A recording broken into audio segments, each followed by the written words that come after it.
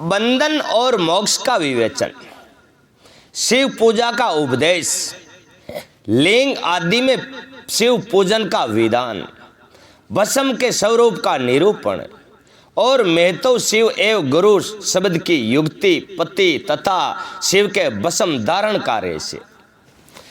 ऋषि बोले, सर्वे यज्ञों श्रेष्ठ सूत जी, बंधन और मोक्ष का स्वरूप क्या है, ये हमें बताइए। सूत जी ने कहा, ऋषियों, बंधन और मोक्ष का स्वरूप तथा मोक्ष के उपाय का वर्णन करूंगा, तुम लोग आदर पूर्वक सुनो। जो प्रकृति आदि 8 बंधन से बंधा हुआ है वे जीव बद्ध कहलाता है। और जीव कतरा बंधनों मंजोड़ बाबू जी? 8 बंधनों। और जो उन 8 बंधन से छूट जाता है उसे मुक्त कहते हैं। प्रकृति आदि को वश में रख लेना मोक्ष कहलाता है। बंधन और आग तुंक है और मोक्ष श्वेत सिद्ध है। बद्ध जीव जब बंधन से मुक्त हो जाता है तब उसे मुक्त जीव कहते हैं। प्रकृति बुद्धि में तत्व और त्रिगुणात्मक अहंकार और ये 5 तन मात्राएं, इन्हें ज्ञानी पुरुष प्रकृति तवचाष्ट मानते हैं। प्रकृति आदि 8 तत्वों के समूह से देह की उत्पत्ति होती है। देह से कर्म उत्पन्न होता है और फिर कर्म से नूतन देह की उत्पत्ति होती है। ये देह ही क्या श्याल मिले, कर्म का श्याल, काना खोड़ा लंगड़ा लोला बेरूप सुंदर, ये सब कर्मों मिले। इस प्रकार बार बार जन्म और कर्म होते रहते हैं। शरीर को स्थूल, सूक्ष्म और कारण भेद से 3 प्रकार का जानना चाहिए। स्थूल शरीर जागृत अवस्था में व्यापार करने वाला, सूक्ष्म शरीर जागृत और सपन अवस्था में इंद्रिय भोग प्रदान करने वाला तथा कारण शरीर सुषुप्ति अवस्था में आत्मानंद की अनुभूति कराने वाला होता है। सुषुप्ति यो भगवान की वो करवाने वाला, कहाँ सुबह उठा नहीं तो आपनो मन कटे जाओ, महीने से बाहर न जाओ। जीव को उसके प्राप्त कर्म अनुसार सुख और दुख प्राप्त होते हैं। वे अपने पुण्य कर्मों के फल स्वरूप सुख और पाप कर्मों के फल स्वरूप दुख का उपभोग करता है। अंतःकर्म पास से बंधा हुआ जीव अपने त्रिविध शरीर से होने वाले शुभ कर्मों द्वारा सदा चक्कर की भांति बारंबार घुमाया जाता है कर्मा के अनुसार। इस चक्करवत भ्रमण की निवृत्ति के लिए चक्करकर्ता का सतवन एवं आराधन करना चाहिए। प्रकृति आदि जो 8 पास बताए गए हैं, ये पास है बांधवा का गाइड है यार, गए हैं, उनका समुदाय ही मां चक्कर है। और जो प्रकृति से परे हैं वे परमात्मा शिव है। भगवान महेश्वर की प्रकृति आदि मां चक्कर के करता है क्योंकि वे प्रकृति से परे हैं। जैसे बकायन नाम वृक्ष का थाला जल को पीता और उगलता है, उसी प्रकार शिव प्रकृति आदि को अपने वश में करके उस पर शासक करते हैं। उन्होंने सबको वश में कर लिया है, इसलिए वे शिव कहे गए हैं। शिव ही सर्वज्ञ परिपूर्ण तथा निष्प्रद है। सर्वे यथा तुप्ति आदि की बोध सब तत्ता नित्य अतलुप्त शक्ति से संयुक्त होना और अपने भीतर अंत की शक्तियों का धारणा करना महेश्वर के इन 6 प्रकार के मानसिक ऐश्वर्यों का केवल वेद जानता है। अंते भगवान शिव के अनुग्रह से ही प्रकृति आदि 8 तत्व वश में होते हैं। ये 8 ही तत्व क्यों बस में वे? भगवान शंकर की भक्ति करेगी। दूजी ये बस में मैंने वे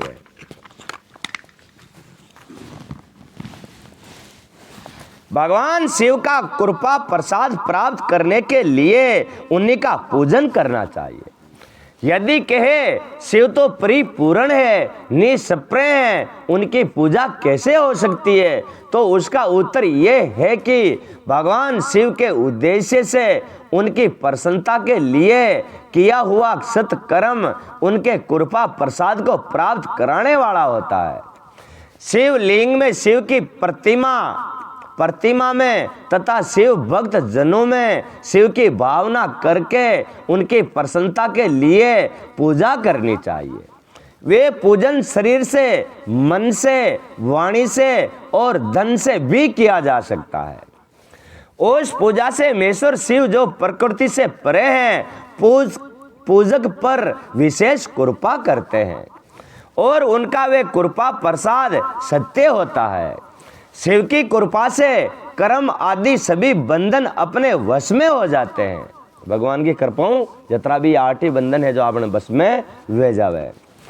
कर्म से लेकर प्रकृति पर्यंत सब कुछ जब वश में हो जाता है तब वे जीव मुक्त कहलाता है और सौ आत्मा राम रूप विराजमान होता है।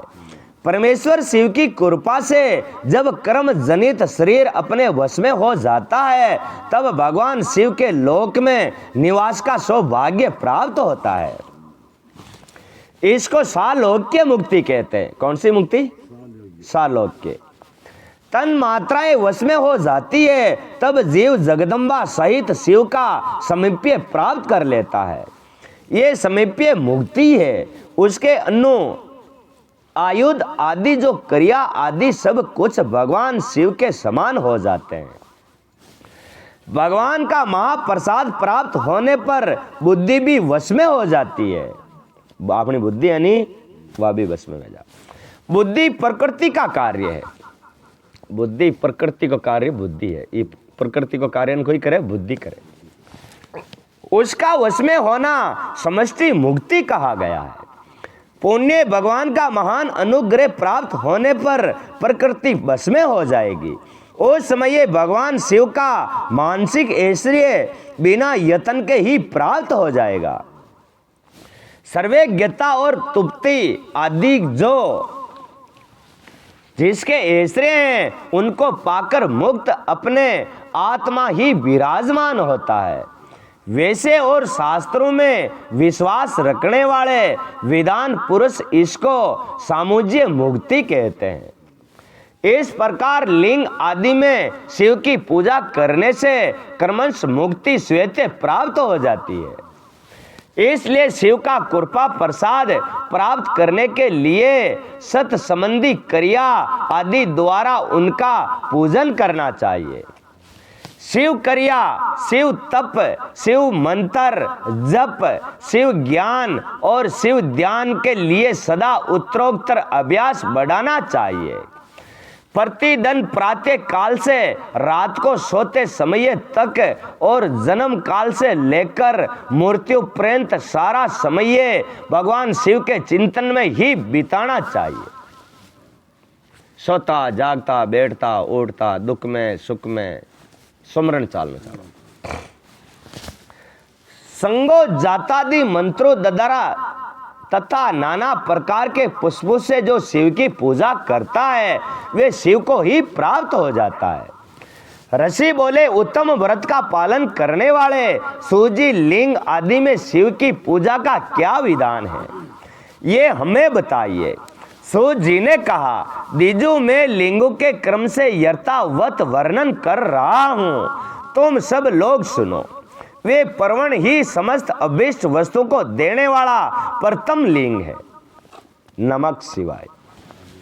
उसे सूक्ष्म पर्वण रूप समझो। सूक्ष्म लिंग निष्कल होता है और सतुल लिंग सकल। पंचाक्षर मंत्र को ही सतुल लिंग कहते हैं। पत्थर को बनियोड़ो लिंग है नहीं, वो तो है वो हारियो सतुल मानी सास सिर गुण में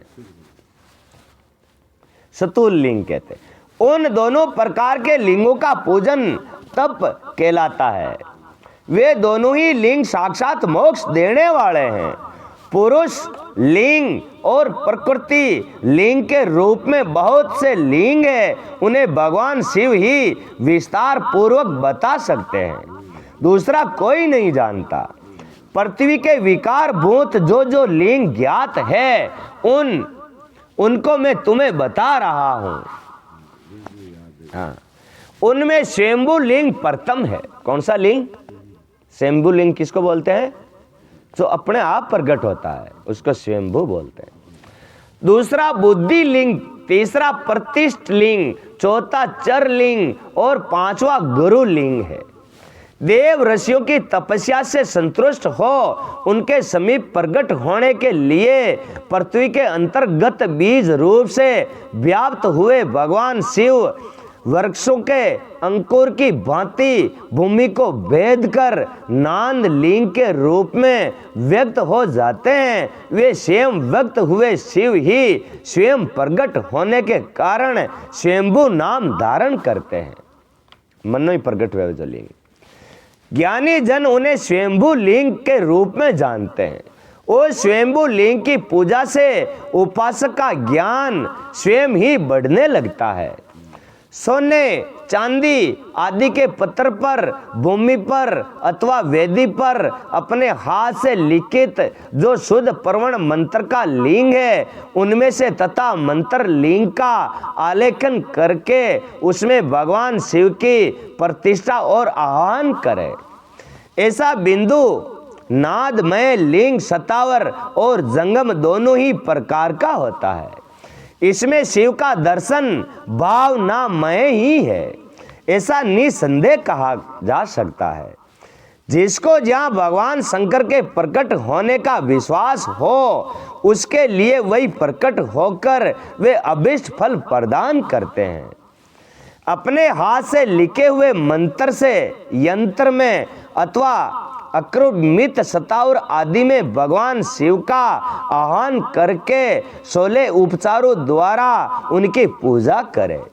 ऐसा करने से साधक स्वयं ही ऐश्वर्य को प्राप्त कर लेता है। ऐसा ना भगवान की सेवा करे तो सब जतरा भी संसार में ऐश्वर्य है नहीं वन सब ने प्राप्त कर ले।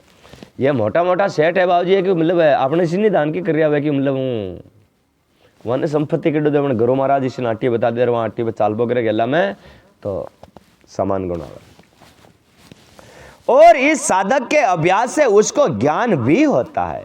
देवताओं और ऋषियों ने आत्म सिद्धि के लिए अपने हाथ से वैदिक मंत्रों को उच्चारण पूर्वक शुद्ध मंडल में शुद्ध और भावना द्वारा जिस उत्तम शिव लिंग की स्थापना की है उसे पौरुष लिंग कहते हैं। जो ऋषि मुनि बैठाने वाला लिंग है ना वन की कहवे पौरुष लिंग कहते हैं। तथा वे प्रतिष्ठ लिंग कहलाता है। उसे लिंग की पूजा करने से सदा पौरुष ऐश्वर्य की प्राप्ति होती है। महान ब्रह्मांड और महाधनी राजा किसी कारीगर से शिवलिंग का निर्माण कराकर जो मंत्र पूर्वक उसकी स्थापना करते हैं उनके द्वारा स्थापित हुआ वे लिंग भी प्रतिष्ठ लिंग कहलाता है। ब्राह्मण द्वारा भी बटवाने वाली प्रतिष्ठ लिंग कहलाए। किंतु वे प्राकृतिक लिंग है इसलिए प्राकृतिक ऐश्वर्य भोगों की देने वाला होता है, उसको मोक्ष नहीं मिलता। ये अड्डा जितनी चीज़ें आप चाहवानी वे चीज़ें मिल जाए लेकिन मोक्ष नहीं मिलेगा उससे। जो आप ब्राह्मण द्वारों ऐसे बटानी वाला लिंग है नहीं वो मोक्ष नहीं मिलेगा।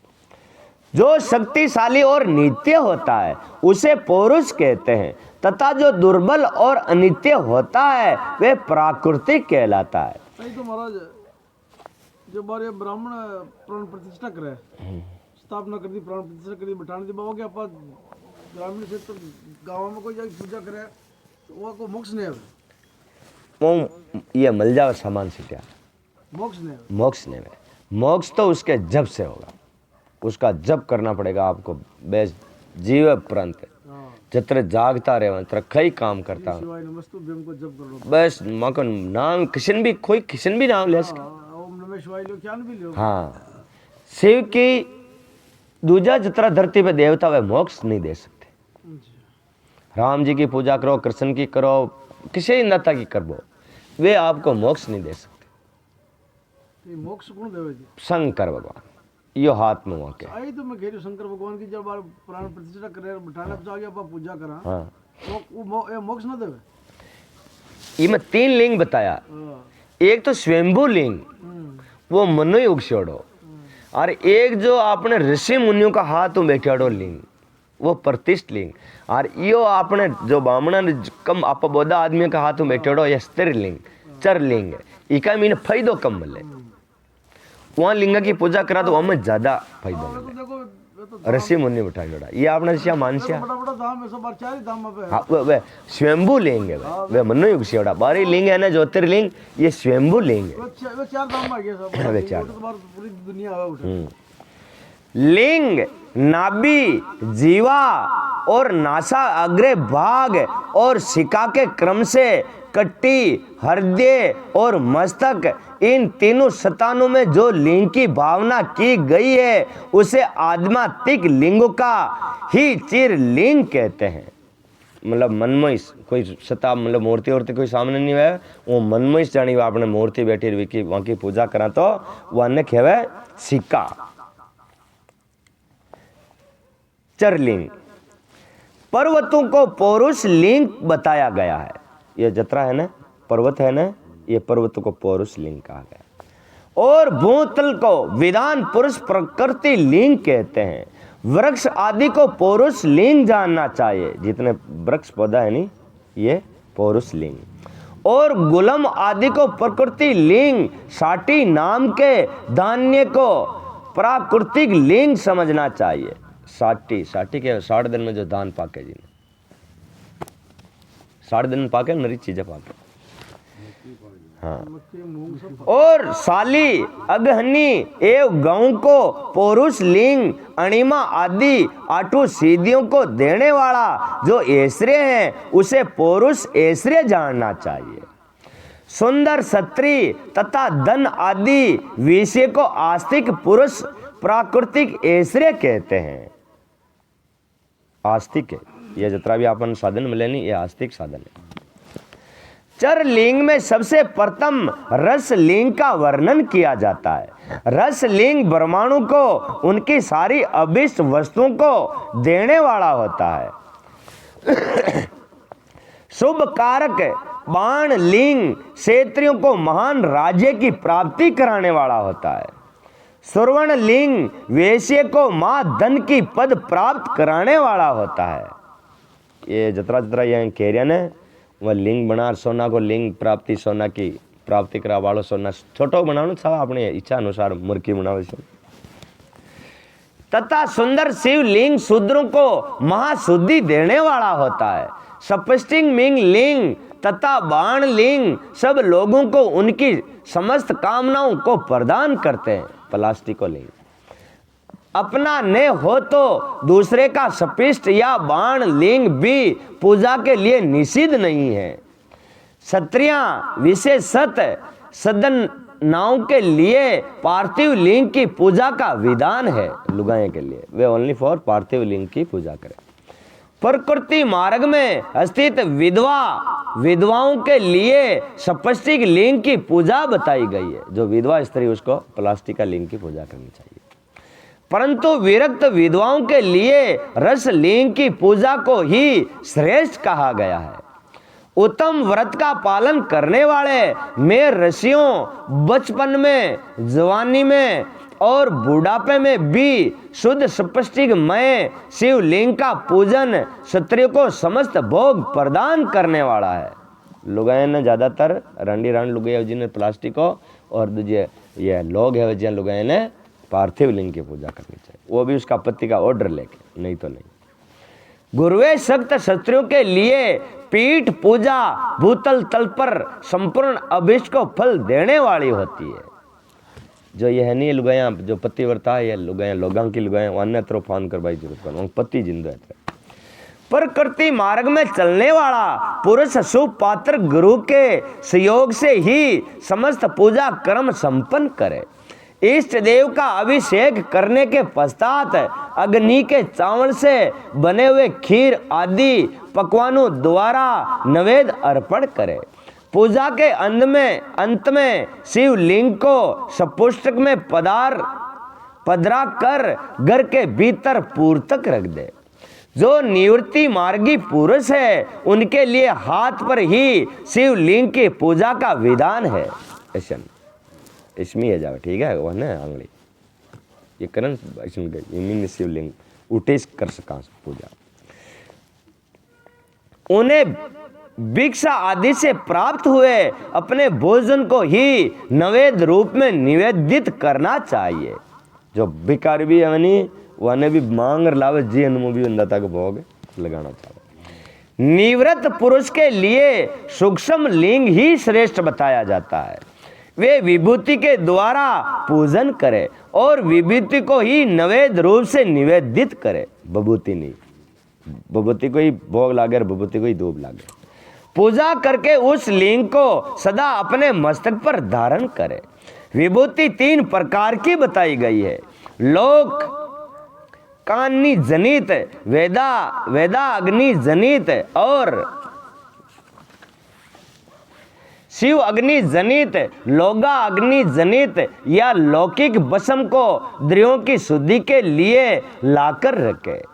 मिट्टी, लकड़ी और लोह के पात्र की, धान्य की, तिल आदि द्रियों की, वस्त्र आदि की तथा पूर्य सिद्ध वस्तुओं की भस्म से शुद्धि होती है। कुत्ते आदि से दूषित हुए पात्र को भी भस्म से ही शुद्धि मानी गई है। आपने पहले ठावड़ा क्यों माजता पानी में वो ही शुद्धि वह दूसरी शुद्धि नहीं होता ना। दो दुगड़ा आपा मोगला सब कुछ कराने पर उससे शुद्धि नहीं होती। वस्तु विशेष की शुद्धि के लिए यथा योग्य सजल अथवा निर्जल भस्म का उपयोग करना चाहिए। वेदा अग्नि जनित जो भस्म है उसको उन वैदिक कर्मों के अंत में धारण करना चाहिए। मंत्र और क्रिया से जनित जो होम कर्म है वे अग्नि में भस्म का रूप धारण करता है। उन भस्म को धारण करने से वे कर्म आत्मा में आरोपित हो जाता है। अघोर मूर्तिधारी शिव का जो अपना मंत्र है उसे पढ़कर बेल की लकड़ी को जलाए। कहाँ की लकड़ी जलानी? बेल पत्थर की लकड़ी जलानी, पचवांगी भस्म बनानी, पचल लगानी। उस मंत्र से अभी मंत्रित अग्नि को शिवा अग्नि कहा गया है। वह अग्नि सी है जो इकामीना बिल पत्रों जो चाले है वह शिवा अग्नि कहवाए। उसके द्वारा जले हुए काष्ठ का जो भस्म है वे शिवा अग्नि जनित है। कपिला गाय के गोबर अथवा गाय मूत्र के गोबर को तथा समी पीपल, पलाश, बड़, अमलतास और बेर इनकी लकड़ियों को शिवा अग्नि जलाए वे शुद्ध भस्म शिव अग्नि जनित माना गया है। कहाँ की लकड़ी? पीपल की, पलाश की, अमलतास की और की वहाँ ने कहवा शिवा अग्नि से जलाए। शिवा अग्नि से मोह अल्लानी मोह यो और बिलपत्र ना आया कि वहाँ शिवा अग्नि वहाँ जो बिलपत्र की लकड़ी जलती रहे जिन शिवा अग्नि के वहाँ शिवा अग्नि में ले रही जलानी। अब होम स्वा करा दिया। वे शुद्ध भस्म शिव जनित माना गया है। अथवा कुश की अग्नि में शिव मंत्र के उच्चारण पूर्वक काष्ठ को जलाए, फिर उस भस्म को कपड़े से अच्छी तरह छान कर नए कपड़े में भर कर रखे। उस समय पर अपनी कांति या शोभा की वृद्धि के लिए धारण करे। माने भी कड़ी जानो है, कड़ी काम धाम वगैरह वगैरह जड्डे लगा जाओ तो वह सब काम सफल हो जाए। भस्म बलपत्र की, बॉडी की, पलाश की, एक पलाश को आवे रोकड़ो, पलाश को फूल भी है ठीक है, कांटा ने वो एक भजन में क्या है बोधी बाढ़ पिरास की, पलाश की बाढ़ दिया मुड़ जाए, नुगरा मर्ग ने छेड़ता पत सुगरा की जाए। एक पलाश है रोकड़ो है। ऐसे करना वाला पुरुष समानित एवं पूजित होता है। पूर्वे काल में भगवान शिव ने भस्म शब्द का ऐसा ही अर्थ प्रकट किया था। जैसे राजा अपने राज्य में सारभूत करने को ग्रहण करता है, जैसे मनुष्य रेशे आदि को जलाकर रांध कर उसका सार ग्रहण करता है, तथा जैसे जट रानल नाना प्रकार के बक्से बोझे आदि पदार्थों को भारी मात्रा में ग्रहण करके जलाकर सारतर वस्तु ग्रहण करता है और उस सारतर वस्तु से सब देह का पोषण करता है, उसी प्रकार पंचपद करता परमेश्वर शिव ने ही अपने आद्य रूप से विद्यमान प्रपंच को जलाकर भस्म रूप से उसके सार तत्व को ग्रहण किया है। वो रोग यो जतरे भस्म है नहीं, यो सब रोग ने अंधाता रोग ने बाढ़ और वहां की भस्म लगा रहे लगे हैं।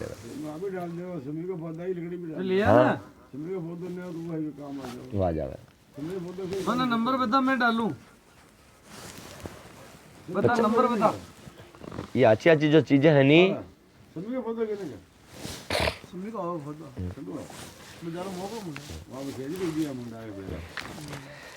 परपच को दग करके शिव ने उस भस्म को अपने शरीर में लगाया है। राग बबूत पोतने के बहाने जगत के सार को ही ग्रहण किया है। अपने शरीर में अपने लिए रतन स्वरूप भस्म को इस प्रकार स्थापित किया है। आकाश के सार तत्व से केश, वायु के सार तत्व से मुख, आकाश को ही बनाया केश, वायु से मुख, अग्नि के सार तत्व से हृदय, जल के सार तत्व से कट्टी भाग और पृथ्वी के सार तत्व से घुटने को धारण किया है। इसी तरह उनके सारे अंग विभिन्न वस्तुओं के सार रूप है। महेश्वर ने अपने ललाट में तिलक रूप से जो त्रिपुंड धारण किया है वे ब्रह्मा विष्णु और रुद्र का सार तत्व है। तीन अवन में त्रिपुंड बोलते हैं उसको, वे ब्रह्मा विष्णु तीन की तीन ही लिखी गई। इन सब वस्तुओं को जगत के अव्यय देह का हेतु मानते हैं। इन भगवान शिव ने ही प्रपंच के सार सर्वे स्वरूप को अपने वश में किया है। अंत इन्हें अपने वश में करने वाला दूसरा कोई नहीं है। जैसे समस्त मुर्गों का हिंसक मुर्ग सिंह कहलाता है और उसकी हिंसा करने वाला कोई दूसरा मुर्ग नहीं होता है, एते उसे सिंह कहा गया है। टोलो रहे क्या हारू बढ़कर रहे सिंह कहवे। सरकार का अर्थ है नित्य सुख एवं आनंद, इकार का अर्थ है पुरुष और वकार का अर्थ है अमृत स्वरूपा शक्ति। इस सब का सम्मिलित रूप ही शिव कहलाता है। अंत इस रूप में भगवान शिव को शिव को अपना आत्मा मानकर उनकी पूजा करनी चाहिए। अंत्य पहले अपने अंगों में भस्म मले, फिर ललाट में उत्तम त्रिपुंड धारण करे। पूजा काल में संजल भस्म का उपयोग होता है और द्रव्य शुद्धि के लिए निर्जल भस्म का गुणातीत परम शिव राजस आदि स्वीकार गुणों का अनुरोधक करते हैं, दूर हटाते हैं। इसलिए वे सबके गुरु रूपा का आश्रय लेकर स्थित हैं।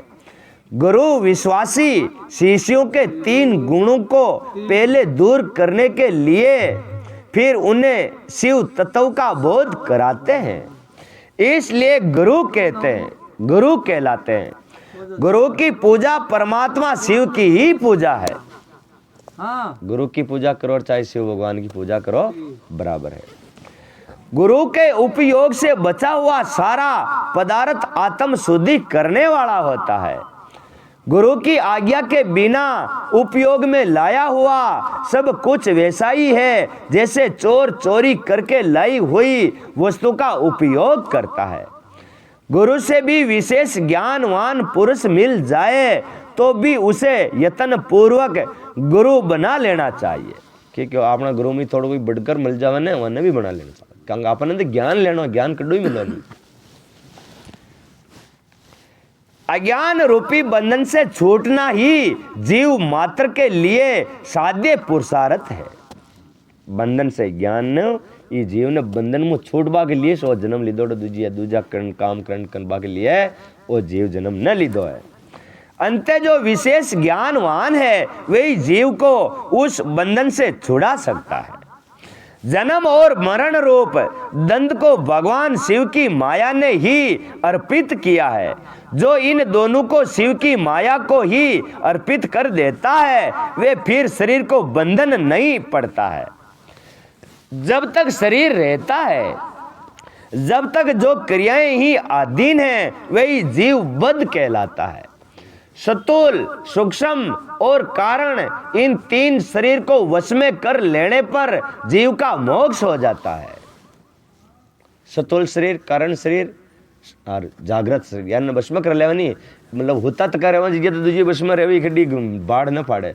ये जागृत अवस्था में इन्हें वश में रखना पड़े। जितने तीन अवस्था बराबर रह जाए, तीन अवस्था बराबर रह जानी तो वहां को मोक्ष हो जाए। ऐसा ज्ञानी पुरुषों का कथन है। माया चक्र के निर्माता भगवान शिव ही परम कारण है। वे अपनी माया के दिए हुए धन का स्वयं ही परिमार्जन करते हैं। अंते शिव के द्वारा कल्पित हुआ दृढ़ इनको समर्पित कर देना चाहिए। जो अपन देवानंद था वह वहां के पाछो अर्पण कर देना चाहिए। जो शिव की पूजा में तत्पर हो वे मौन रहे, सत्य आदि गुणों से संयुक्त हो तथा क्रिया जप तप ज्ञान और ध्यान से एक एक का अनुष्ठान करता रहे। ऐसे द्रव्य शरीर की प्राप्ति, ज्ञान का उदय, अज्ञान का निवारण और भगवान शिव के सामीप्य का लाभ ये कर्मंश क्रिया आदि के फल हैं। निष्काम कर्म करने से अज्ञान का निवारण हो जाने के कारण शिव भक्त पुरुष उसके यथोक्त फल को पाता है। शिव भक्त पुरुष देश काल शरीर और धन के अनुसार यथा योग्य क्रिया आदि का अनुष्ठान करे। धन है तो मतलब वहां लगाना छावे, नहीं हो तो शरीर नहीं पचाना छावे। न्यायोपार्जित उत्तम धन से निर्वाह करते हुए विधान पुरुष शिव के स्थान में निवास करे। जीव हिंसा आदि से रहित और अत्यंत कलेश शून्य जीवन बिताते हुए पंचाक्षर मंत्र के जप से अभिमंत्रित अन्न और जल को सुख पूर्वक सुख स्वरूप माना गया है। अथवा कहते हैं कि दरिद्र पुरुष के लिए भिक्षा से प्राप्त हुआ अन्न ज्ञान देने वाला होता है। शिव भक्तों को भिक्षा अन्न प्राप्त हो तो वे शिव भक्ति को बढ़ाता है। शिव योगी पुरुष भिक्षा अन्न को शंभु सूत्र कहते हैं। जिस किसी भी उपाय से जहां कहीं भी भूतल तल पर शुद्ध अन्न का भोजन करते हुए सदा मौन भाव से रहे और अपने साधन का रहस्य किसी पर प्रकट नहीं करे, भक्तों के समक्ष ही शिव के महात्म्य को प्रकाशित करे। ये शिव जी की कथा है ना, कोई पापी जीव के सामने में नहीं खेलता। आज जो बढ़िया जीव है जी के सामने प्रकाशित करना चाहे। शिव मंत्र के रहस्य को भगवान शिव ही जानते हैं, दूसरा नहीं जानते। कथा कर रहे हैं।